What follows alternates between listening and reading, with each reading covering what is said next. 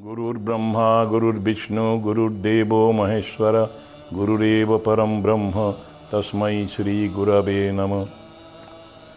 आगामी 29 जुलाई 2026 এবছর গুরু পূর্ণিমা হিসেবে পালিত হবে। গুরু পূর্ণিমাকে ব্যাস পূর্ণিমাও বলা হয়। এই দিনটি কৃষ্ণ দ্বৈপায়ন ব্যাস তাঁর জন্মদিন। এই দিনে আমরা গুরু এবং শিক্ষকদের শ্রদ্ধা জানাই, পূজা করি। আমরা গুরুকে ব্রহ্মা বিষ্ণু মহেশ্বর পরম ব্রহ্ম রূপে মান্যতা দিই, বিশ্বাস করি। গুরু মানুষ নন, গুরু সচ্চিদানন্দ ঈশ্বর। শ্রীরামকৃষ্ণ এই কথা বারবার বলেছেন। গুরু মানুষ শরীরে থাকলেও তাঁর শরীরে ঈশ্বর বিরাজ করেন। মন্নাথ শ্রী জগন্নাথ মদ্গুরু শ্রী জগদ্গুরু মদাত্মা সর্বভূতাত্মা তস্मै শ্রী গুরবে নমঃ। আমার গুরু জগৎগুরু। যেমন আমার আত্মা সকলের আত্মা, মদাত্মা সর্বভূতাত্মা মদ্গুরু শ্রী জগৎগুরু, এইটি আমাদের ভাব। আর গুরু যেই হন না কেন, গুরু ঈশ্বরই। গুরু শব্দের অর্থ গুরু গীতাতে দেওয়া আছে। গু শব্দের অর্থ অন্ধকার, রু শব্দের অর্থ তেজ বা আলো। যিনি আমাদের অন্ধকার থেকে আলোতে যাবার পথ দেখান, তিনি গুরু।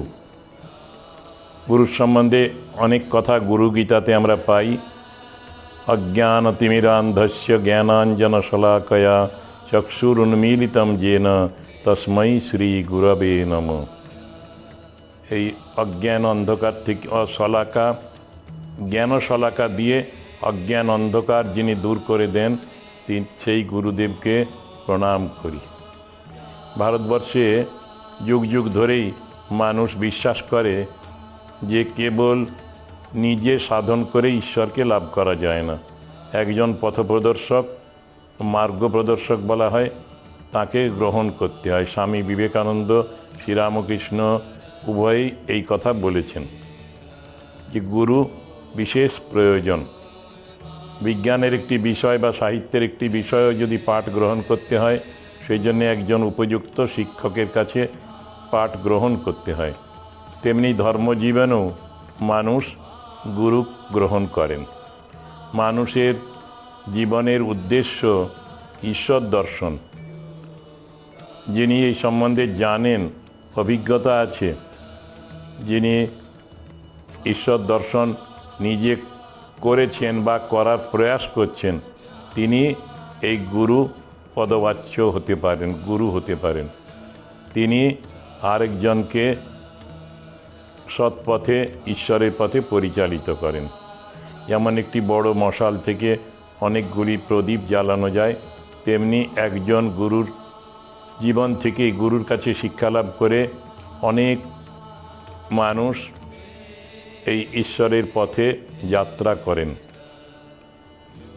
আমাদের রামকৃষ্ণ মিশনে বিশেষ করে বিশ্বাস করা হয়, যতজন গুরুদেব আছেন, গুরু আছেন, আমাদের এখন বর্তমানে অধ্যক্ষ মহারাজ, প্রেসিডেন্ট মহারাজ এবং 4 জন ভাইস প্রেসিডেন্ট মহারাজরা মন্ত্র দীক্ষা দান করেন। আমরা বিশ্বাস করি সব গুরুদের মধ্যেই শ্রীরামকৃষ্ণ আছেন।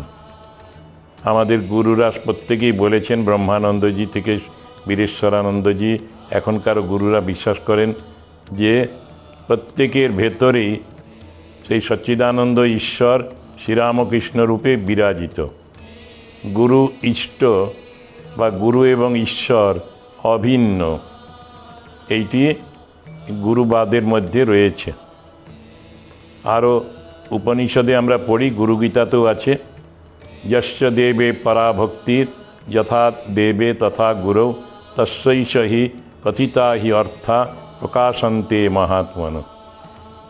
যেমন দেবতাদের প্রতি আমাদের ভক্তি, তেমনি গুরুর প্রতি যদি ভক্তি হয়, তখনই আত্মার প্রকাশ হয়, সত্যের প্রকাশ হয় আমাদের জীবনে, আমরা ঈশ্বর দর্শন করতে পারি।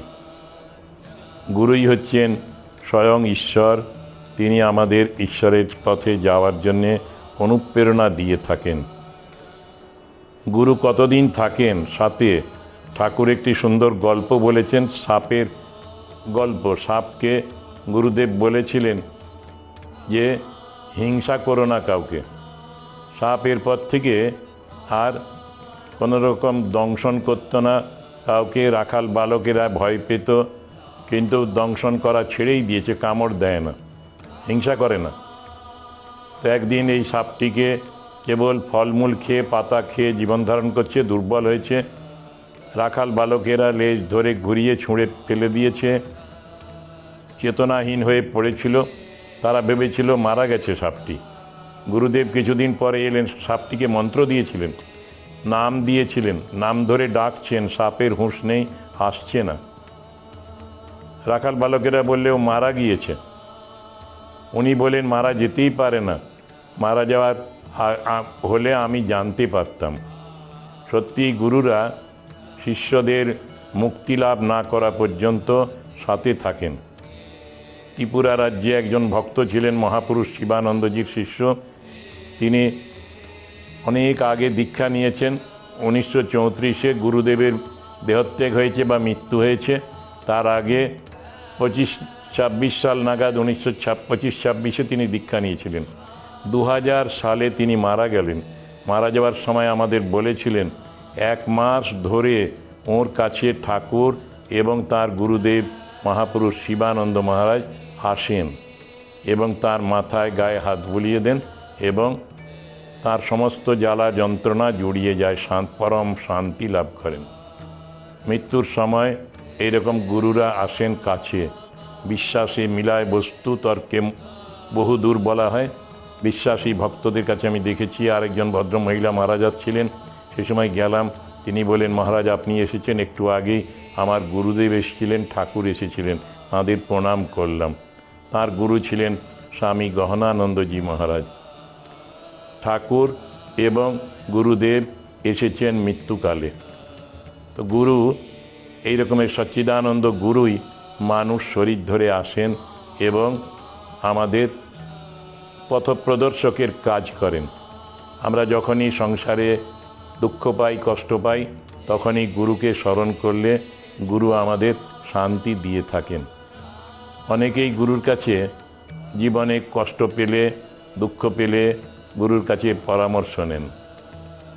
আমরা দেখেছি রামকৃষ্ণ কথামৃত পড়লে শ্রীম একদিন লিখছেন, বলছেন দেখলাম ঠাকুর কাঁদিতেছেন, চোখের জল ফেলে প্রার্থনা করছেন জগন্মাতার কাছে, মা এখানে যারা আসে তুমি তাদের মাঝে মাঝে দর্শন দিও, তাদের মনোবাঞ্ছা পূর্ণ করো। গুরুর এই রকমের হৃদয়। গুরুরা শিষ্য শিষ্যাদের জন্যে তারা কাঁদেন। ঠাকুর এটা দেখিয়ে গেলেন। ঠাকুরকে সেই জন্যই বলা হয় জগৎ গুরু।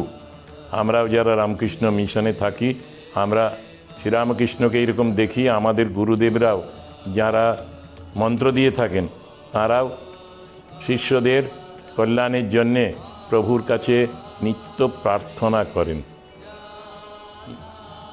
আমরা এই গুরু পূর্ণিমাটি বিশেষভাবে পালন করি।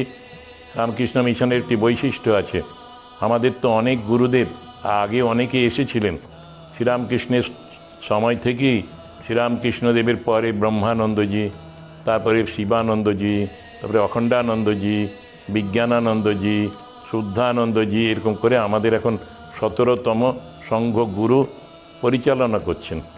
তারপরে সহসংঘাধ্যক্ষরা গুরুদেবরা ছিলেন।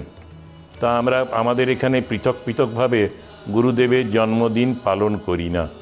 আমাদের রীতি হলো যে গুরুদেব আমার, তার জন্মদিনেই আমি পালন করব, আমার গুরু ভাইরা পালন করবেন, এটা সংকীর্ণতার একটা নিদর্শন। সেজন্য আমাদের গুরুরা বলেছেন যে আমার জন্মদিন জানতে চেও না এবং তোমরা সবাই একত্র হবে, সব গুরুদের শিষ্যরা গুরু পূর্ণিমার দিনে বেলুর মঠে বা কোনো মঠের মিশনের কেন্দ্রে, এবং তোমরা গুরুদেবদের স্মরণ করবে, নিজের নিজের গুরুদেব, এবং সব গুরুদেরই ওই শ্রীরামকৃষ্ণ মূর্তিতে ভাববে শ্রীরামকৃষ্ণ আছেন তাদের মধ্যে উপস্থিত, এটি চিন্তা করবে। বীরেশ্বরানন্দজি মহারাজ দশম সঙ্ঘগুরু বারবার বলেছেন, আমার গুরু বা আমার গুরু তোমার গুরু আলাদা, এটি কখনো ভেবো না, কারণ আমাদের সকলের গুরুই স্বয়ং শ্রীরামকৃষ্ণ। আমরা গুরু এবং ইষ্টে ভেদ দৃষ্টি করি না। কাজের জন্যে প্র্যাকটিক্যাল পারপাসে আমরা গুরুকে গ্রহণ করি পথপ্রদর্শক হিসেবে, কিন্তু অন্তরে জানি আমার গুরুই সেই সচ্চিদানন্দ ব্রহ্ম রামকৃষ্ণ সঙ্গে, আমরা তাকে শ্রীরামকৃষ্ণের মূর্তি বলেই ভাবি।